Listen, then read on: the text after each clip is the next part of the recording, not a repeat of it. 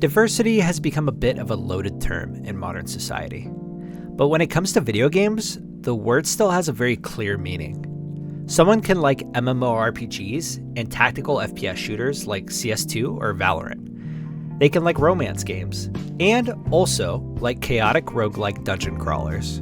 To a gamer, that is diversity. But regardless of whether someone plays Souls-like single-player games, tactical first-person shooters, battle royale games, extraction shooters, MOBAs, MMORPGs, single-player RPGs, the one game that seems to bring us all together is the cozy, slice-of-life farming RPG, Stardew Valley. I don't care if someone plays only heavy gore element games. I would bet my life that in their game library, nestled cozily amidst titles like Doom Eternal and Dead by Daylight, is Stardew Valley. I don't know what it is about this game that scratches the itch that so many of us seem to have if we ever give it a try. Now, plenty of Steam games have tried their own take, but nothing has seemed to quite capture the magic that was Stardew, and that still is Stardew. That is, until I tried Fields of Mistria. So, what is Fields of Mistria? I'm going to be blatantly honest with you right now. It is almost exactly the gameplay loop of Stardew. And I don't mean almost, I don't mean kind of, I mean exactly. So much that I don't know if it's actually even legal. But there's an old saying that goes, if it ain't broke, don't fix it. And Fields of Mistria doesn't even try. I've never played Stardew with any mods myself, but Fields of Mistria really feels like some kind of overhaul mod for Stardew Valley. With a different map, characters, animations, and a slightly different art style, it brings new life into an existing genre that really needed a bit of diversity. Now, I'm going to leave out any spoilers in my review as I break down the game while adding my own thoughts and experiences during my 10 hours of playtime. My hope is that if you're on the fence about this game, this can help you decide whether you think it's worth your money and time, or whether you think it's not right for you right now, or maybe ever. Alright, before we discuss how similar this game is to Stardew, let's go ahead and discuss something that sets Fields of Mistria apart. Unlike the quarrel between Jojo Mart and the colorful little testicle people in Stardew, in Fields of Mistria, there is a pair of mechanics which are called Renown and Town Level. In Fields of Mistria, you can complete tasks which benefit the town and raises your town's level. By raising your town level, you can unlock portions of the map or improve existing locations. I was a bit skeptical about this mechanic at first, but it does add a fun new twist and builds a sense of camaraderie with everyone who lives in Mistria. And then from here, we've got to start discussing the similarities. Okay, now right off the rip, we can kind of see that the HUD looks almost exactly the same. I've got the upgraded backpack here, but when we open it up, we've got our inventory. Now, the cool thing in this game is you don't have to go back to like a different screen for character customization. It's all right here, and you can actually unlock different cosmetics as you progress through the game. They're pretty limited for now, but each of these has a bunch of different colors that you can select from. So, it's not nothing, and there's quite a bit you can do as far as customization. It's something that they've already said that they'll be expanding on in future updates as well. From there, we've got our active quests. You can see I'm terrible about reading these and completing them, but here they are nonetheless. Then from here, this will be a very familiar screen to most Stardew players. It's got all of the townsfolk and how friendly they are with you. Now you can see that there's only 4 hearts available currently. That is because you can only go up to 4 hearts with any villager in the game's current state. But we'll talk more about the early access aspects of this game and what that actually means for gameplay a bit later. Next, we've got animals. I don't actually have any unlocked yet on this playthrough.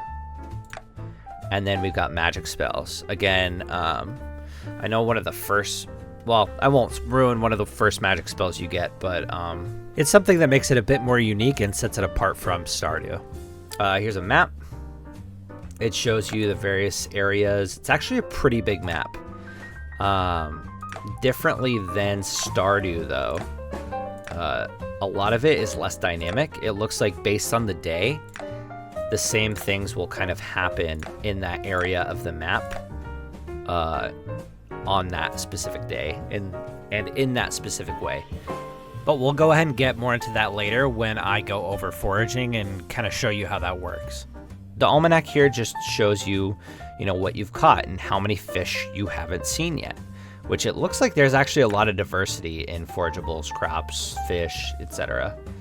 I haven't really done much house customization yet, but I'm definitely excited to try that. And then you've got your standard settings, which again, it's just like, really just like Stardew. Now, here's where things differ a bit from Stardew. I forgot it's a festival today. So I'm gonna have to play through this day, and then we'll go ahead and reconvene as soon as I'm done. All right, we skipped the dialogue there just in case, so we don't ruin that for anybody else. But okay, here's what's different about Fields of Mistria compared to Stardew. Where your mouse is matters a lot more. So for Stardew, if you had like a sword or something, you went up the up direction. It's sort of it's based on where you're pointing, right? In Fields of Mistria, it's a little bit more precise. So if you see that little red square light up, that is where my guy's actually trying to hit. And I think you can go pretty fair distance laterally, but not for the corners. So if we go here, we can see even this log is in range, and my mouse actually has to be hovering over it to hit it. So same deal here. If I just go down, I'm not going to be hitting the spot. But if I click on the log, then I'll actually smack that. That was weird. Okay, differently from Stardew, gifting works slightly differently. If you hit G, you'll chuck whatever's in your hand.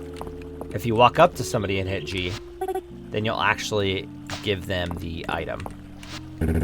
But just like Stardew, it's a really good way to up your relationship status with that individual, whoever you're gifting an item to. And just like Stardew, different villagers have different items that they really, really enjoy versus stuff that, will not give you as many hearts with them. I haven't really found anything yet where you can actually ruin your heart status with them like you can in Stardew. But, I'm going to keep digging and find out for sure. Okay, now while we're on the topic of mechanics, we got to kind of give a quick shout out to Animal Crossing because this has a mechanic that isn't actually in Stardew, and that mechanic is bug catching. If you've ever played Animal Crossing, you'll see random bugs throughout the world, and if you have a net, you'll be able to actually snatch them up. So for example, this little bug right here, most of them look a little bit more interesting. This is just going to be an ant, but here we go. We yoink it, and we can see that it's an ant. Here we go. Here's one that's a little bit different. This looks like maybe a caterpillar or something. And it's pretty forgiving. You can see I wasn't super on it. But yeah, that's essentially bug catching. You can donate those to the museum, or you can sell them in your storage bin. Now, if you're like me, the reason you play these games is pretty much exclusively to fish. I don't know what it is, but the water calls to me. And the fishing in this game is a lot more like Animal Crossing than it is like Stardew Valley. First, you can't just throw your pole in the water. If you do, it won't do anything. These shadows that you're seeing swimming around, those are actually fish that you can catch. So here's what we'll do. We actually have to get the fish's attention in this game. So if we throw it near them and it goes in their line of sight, they will be able to see it, and then they will snatch it up. When you see the exclamation points, that is when you'll want to click again to reel them in. So hopefully this guy turns around here. There he is. He just saw it.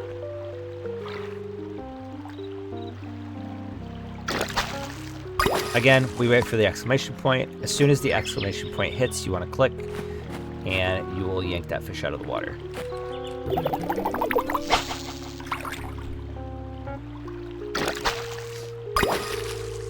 And just like Stardew, we can fish up treasure.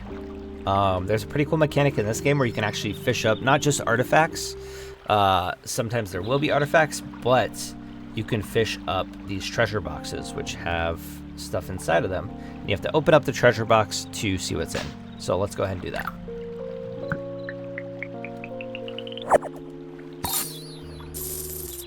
Okay, cool. Usually you always get some money and then, you know, some kind of item inside as well. Again, just like Stardew and Animal Crossing, you shake things and sometimes stuff falls out of it. The trees I've found mostly just have seeds that fall out, but foraging, again, when I forage this, you'll see that a little stem stays. That means this will eventually grow back. Liar! Just kidding. It doesn't on that one for some reason.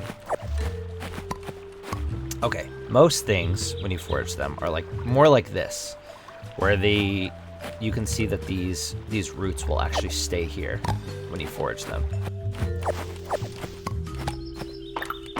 Okay, if our inventory is full and we try to pick up anything, this game has a unique mechanic. It will just stay on the ground here.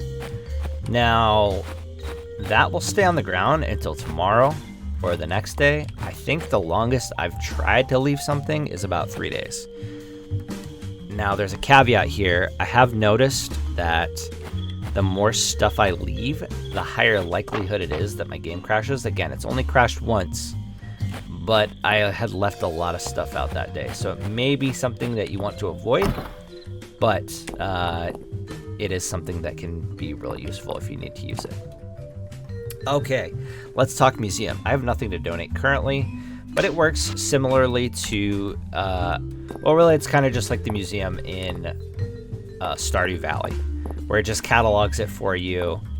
You get rewards after completing certain items in the museum catalog. So, sort of like the community center in Stardew, once you complete, say, like 5 spring fish or 5 spring foraging items, it will give you a little reward, and that portion of it will be complete. And in Mistria, there's actually a bit of a new mechanic or rather a different mechanic than what's in Stardew. So in Stardew, when you see little like worms or something popping out of the ground, there's a mechanic where you can actually hoe the ground for a chance to get whatever's, you know, underneath.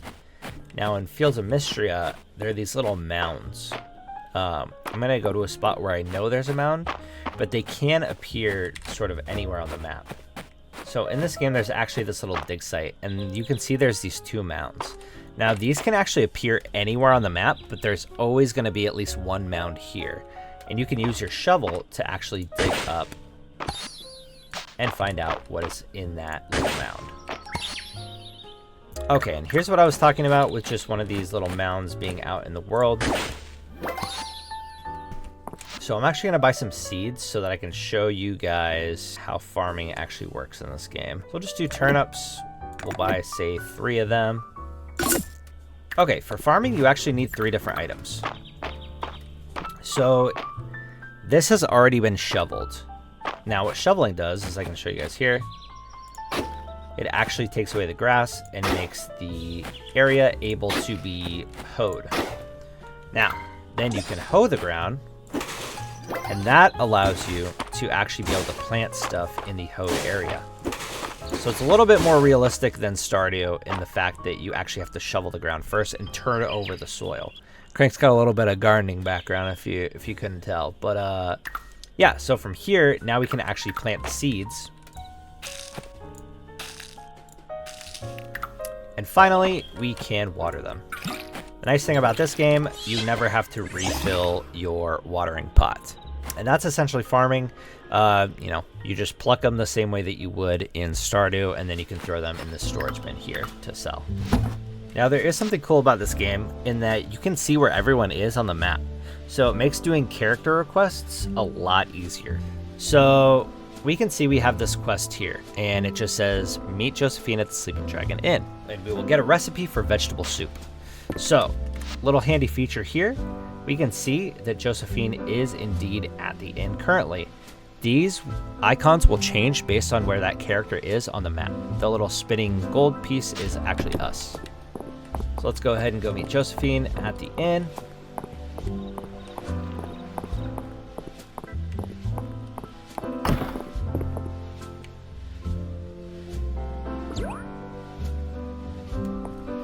And we got ourselves a nice little cutscene, just like we do in Stardew sometimes for completing these quests.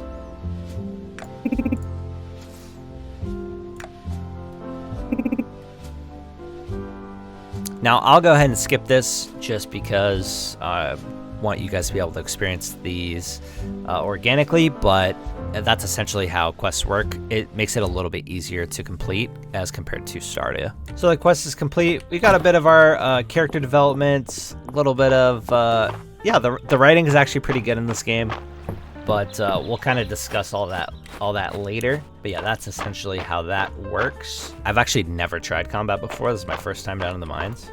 My understanding is that you can actually jump this stuff. Bingo.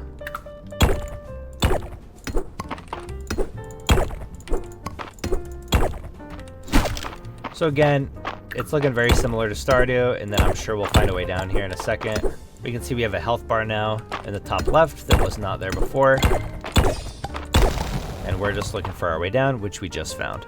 So we right click that, and down we go. Got our little monsters. I'm getting bodied. I think I can't hit that thing while it's electrified.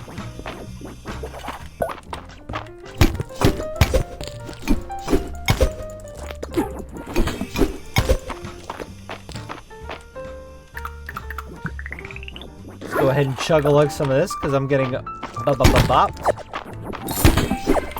Okay, there we go. Whew. That was a struggle, but yeah, it's more or less the same. I'm using like the most basic sword and stuff, and I'm not wearing any armor.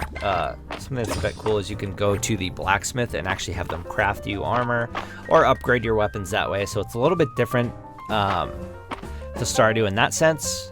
So yeah, that is essentially combat in a nutshell. The mines are a little bit more interesting, but they're also a little bit smaller. And just like the mines in Stardew, once you get down to certain levels, you unlock elevator trips to that portion of the mine. Just like in Stardew, if you go to bed too late, you will have negative consequences.